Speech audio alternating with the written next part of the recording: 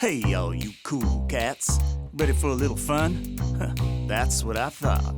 Pop Talk, Scooby-Doo-Wah-Doo-Wah, Pop Talk. The fun never stops, you know, Pop Talk. If you're a nerd or a jock, run, don't just walk. Get ready to rock, you got Pop Talk. Now, from Funko Hollywood, it's time for Pop Talk. Hi everybody, welcome to another episode of Pop Talk. I'm going to be your guest host today, Fun Maker Mike. Wait till you see who we have in store. You know him as the Fonz. You may also know him as Gene. As an Emmy Award winner on the new HBO series Barry, welcome Henry Winkler. Okay, you ready for the hard-hitting questions? I want to hear the hard-hitting question. While I ask you these, you can build a pop. You can be you, it can be alter ego you, it can be whatever, a fantasy pop. Wow. You just kind of start taking the parts out and just... And how many are there? How many individual, not just how many characters are there? 7,432. Holy mackerel. And I'm two. Yes, you've been popped principal, twice. Right? My Yep. principal, Himbry, in Scream. Right. And now the Fonz. Well, let's just start off with that. What's it like being popped? Do you sign a lot of these? I do. People send them to me in the mail. I shouldn't say that. I just sent one to Israel to a minister in the government. She has all of these dolls on her shelf behind her desk. So I thought the Fonz should be there looking over her safety. And then I sent one to a little boy in New Jersey who collects them and couldn't find the Fonz. Well, let me just ask you then, as you know, Funko's a collectibles company. Yes. Do you yourself collect anything? You know what? I found out during the pandemic I'm a hoarder. And I had 27 boxes of memorabilia. And I didn't even know what was in the box. And so I had recently an auction at one of the auction houses and got rid of it. And I thought, you know what? I have to just get down to basics. So I have my pop dolls, my wife, 2 dogs, and a stove. Okay, here we go. Yeah. Favorite breakfast cereal growing up? Wow, Rice Krispies. Makes the world go round. Thursday was Assembly Day. I had to wear a white shirt and tie to PS 87 in New York City. I put my ear into the bowl to hear the Snap, pop. crackle, pop. Yeah, and my mother chased me around the table thinking I was being rude. Now, my mom would allow me 1 spoonful of sugar on my Rice Krispies. Hey, well, it helps the medicine go down. What was your favorite cartoon growing up as a kid? Wow, what was my favorite cartoon? I'm not sure I had a favorite cartoon because I always liked everything, but I watched the Cisco Kid. And that and Pancho, right? His sidekick. Let's talk a little bit on some of the highlights on your acting career. What's your all-time favorite role? You know, everybody knows, of course, Happy Days. I don't have a favorite, and I'll tell you why. Right. I'm living my dream. All right. And I am so thrilled that I get to do this all the time. I don't have a favorite. Every time I do something new, you know, Barry just came on again. Right. And the 3rd season. We're going to shoot the 4th season starting in June. I'm over the moon. I'm over the moon.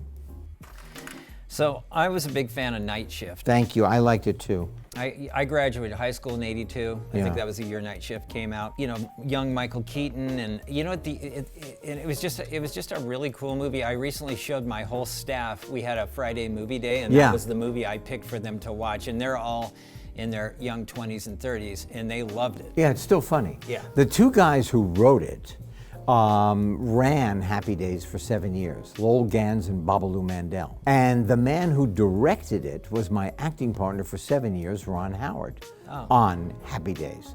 He left. There was a phone booth in the corner of Stage 19 on Paramount Lot where we shot the show. And all of a sudden it rang and they said, "Henry, it's for you." And it was Ron telling me he wasn't coming back. He was going to be a director. I thought my life was over. I'm telling you, it was a joy to make that show, truly. You know, there's a lot of spin-offs, obviously, from Happy Days, but maybe, did you have, or other than Happy Days, a favorite sitcom from the 70s or 80s? You know who I loved? I loved John Ritter.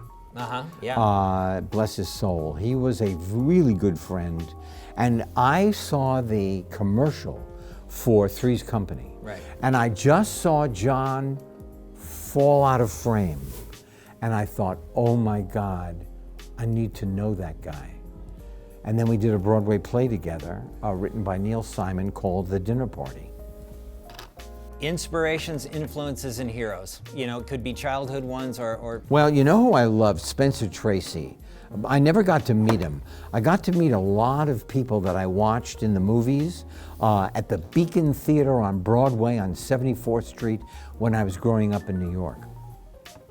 You know, before I mentioned PS 87.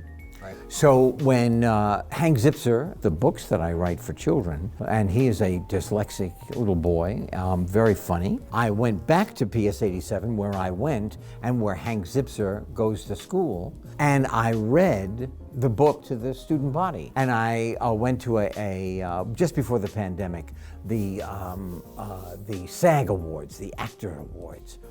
And I saw Timothée Chalamet, and I thought, oh, I have to say hello to him. He is such a talented guy. He said, I want to tell you something. I was in the 4th grade. You came to PS 87 and read Hank Zipser. He was in the audience. Wow. Talk about a circle. Yeah. I'm like freaked out. I don't know who I made here, but I'm sure they're going to be big sellers. Yeah, I can see that, Yeah. especially if you sign the back of them. We'll put them right on eBay and Okay. see what happens. I'll do that. A great thing. I love fishing. I fish for trout. I'm going to put this in his hand because this guy is a fisherman. Okay. He's got his shorts on. He's got his flip-flops. One of my favorite scenes in Happy Days Yeah. is when there was the kid that was trying to emulate you, and then of course, you know, at the end, you back down to the dad.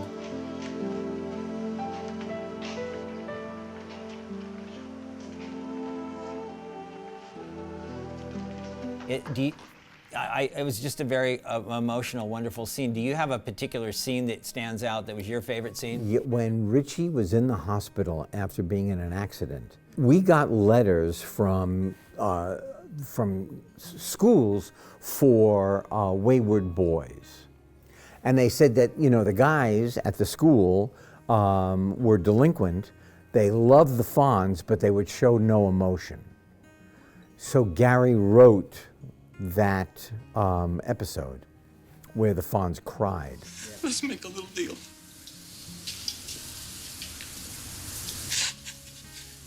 You do this for me, and I'll owe you one. Favorite all-time song? Runaway by Del Shannon. I love that song. When it came out, I said, oh, that's going to be a hit. And I was right. Not often am I right. I love Sia. I love Brandi Carlile. If there is reincarnation, I'm coming back as the boss. Baby, is he good to you? Will he do to you the things? Just speaking of music, though, this is something I always remember at the end of Heroes. Right. The song "Carry On" by That's right. Kansas. By It was Kansas. very cinematic. It was a beautiful moment, Thank and I you. remember it really striking me as a young kid. I didn't kind of know how to handle that emotion. Just to get a glimpse beyond this illusion. Yeah, the song was used only for the rough cut to show the studio. And it worked so well, they finally got the rights to it to use in the final cut, in the one that everybody saw in the movies. These are all cats. Yeah, you get pick a pet. I'm not crazy about cats. Oh, Yeah, neither am I. This is a dog. Yeah, there we go. I have 2 dogs. If you were a superhero, what would Yeah. your superpower be? Wow. What would my superpower be? To go around and help children understand that they don't need to be anxious, that it's going to be okay. I love And then that. I'd give them a pop. Okay, thank you for that. So, we have something in common, as you can see from me reading these questions sometimes. I'm severely dyslexic. Right. And Okay, but let me ask you a question. Yeah. So you had trouble in school. Yeah, 1.9 GPA. Okay, I'm right with you. I'm in the bottom 3% academically in America. So out of your dyslexic brain came this idea. So none of this dyslexia seemed to stop you. Right. What was the first thing that you invented? What was the first thing you came up with? It was really, I think, with Funko was our wacky wobblers. Those were the bobbleheads. The bobbleheads. Yeah. Okay, so I used the bobblehead. You mean the Yeah. Yeah, that's amazing because bobbleheads have found themselves into every area of our life. I don't think there's a home in America where you don't go in and there is some bobblehead on somebody's shelf. I like to think of myself as a bobblehead. I remember in the 70s, I mean, you were cool to even the dudes, but obviously to the girls, you were the ultimate heartthrob. What kept Except not in my real life. you right? In my real life, I never actually went out with the girl I wanted to go out with. Really? And then on TV, I got to play my imagination. He was very good with girls. Yeah. Except, let me just say this to anybody who's watching. Do not snap your fingers at girls. They will break them. What motivates you? Do you know what? I don't know. I love my job. Yeah. I love that I get to go to work every day. So let's talk about, you played Gene on Barry. Anything you want to share with us about Barry? The new season is about redemption. Sarah Goldberg plays Sally. Anthony Corrigan plays NoHo Hank. He's got a story. Stephen Root, great. This year might be the most intense storyline I have ever played in my entire career. Really? And that's not even hyperbole. That is just straight out the truth. This is pretty much the end. We're going to ask 4 rapid fire questions. I'm dying to hear them. Favorite ride at Disneyland? Oh, that thing that you sit in this long bench and then you fly over the world. Soar. Maybe it's called Soar. Oh, that's at California Adventure. Soar Hello. over California. Love it. No, and then also I like cars. Where you're speeding in the car. That's great. It goes fast enough to be thrilling. Right. And slow enough not to vomit. Your favorite all-time candy? Okay. Was Three Musketeers. Yeah. Went to Almond Joy. Went to Baby Ruth. My favorite candy now is dark chocolate covered slices of orange. That's weird. Yeah. Well, I look. No, that's mine too. Yeah. Oh, no kidding. Yeah. That is weird. But I like that. I like it a lot. Okay, last question. Favorite movie of all time? Well, okay, so here it is.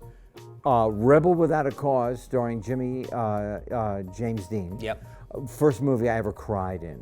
I couldn't believe I was crying in public. Right. You're tearing me apart! The Great Escape. Okay. Steve McQueen was my all-time hero. The Magnificent Seven, the original. A movie that only adults can watch. And I would suggest that you watch it in the morning, called City of God, which is about the teenage gangs in Brazil. Oh my goodness. All right, we did it. So, what did we create here? What are we going to do? Rick, the fisherman, Okay. all right, and Nerd.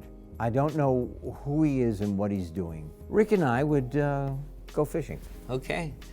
Well, folks, that wraps up another edition of Pop Talk with Henry Winkler. Thank you so much, sir. You know what? What an honor. I had a really good time. Really? Yeah. Oh, thank you.